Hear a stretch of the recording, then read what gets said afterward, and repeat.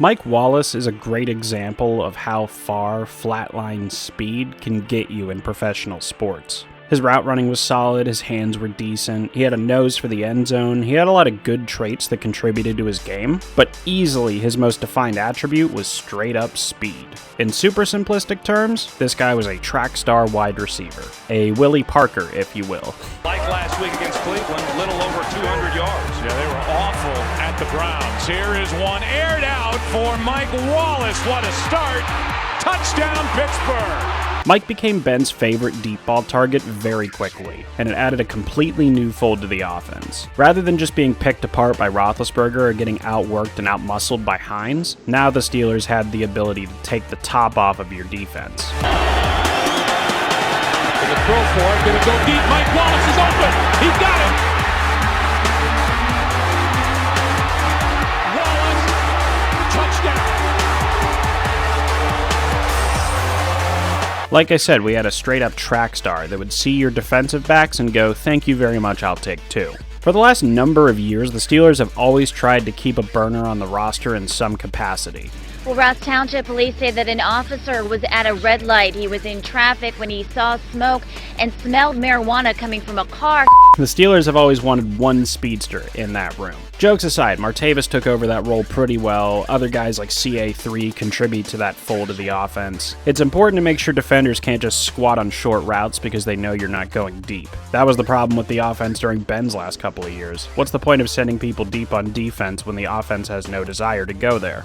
Hey you, I know you're probably fast forwarding this segment and that's cool, but if you didn't, just a friendly reminder that your favorite YouTube show can't make ad revenue. So if you want there to be a future for 5-Star, you gotta slide over to Patreon at patreon.com/5SMU and drop $4 or $7 in the jar.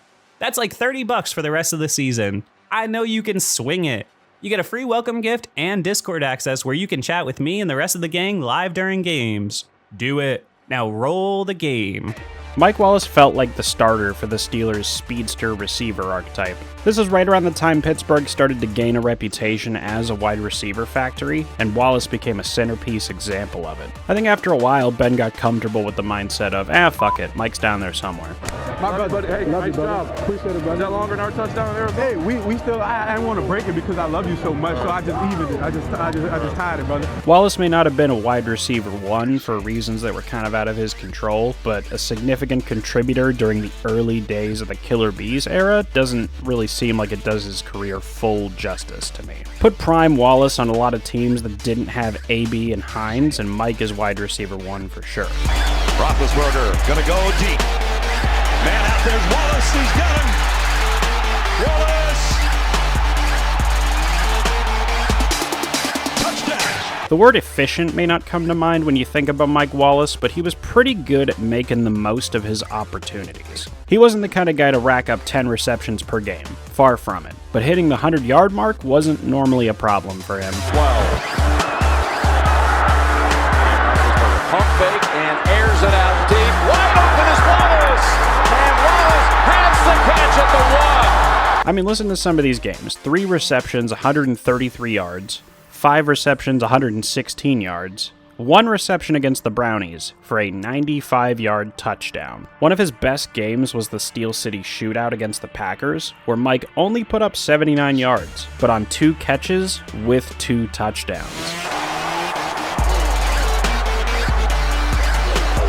Roethlisberger throws, end zone, touchdown, Mike Wallace with no time left. Wallace was like, touches? Give me 1 speck of daylight and I put up 6 on your candy asses.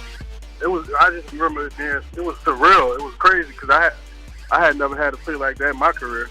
2 days before Christmas, it was one of the best moments of my life. Ben still means a lot to you, huh? Yeah, that's my guy, man. I wouldn't be where I am today without Ben. My family wouldn't be where they are today without Ben. So, I'm forever, indebted to Ben. Mike Wallace was a blast to watch, man. He's a good example of a guy that makes any team he's on more interesting. I was gutted when we lost him. He wasn't perfect or a Hall of Famer, but I think his time in Baltimore and even in Miami showed he had plenty left in the tank.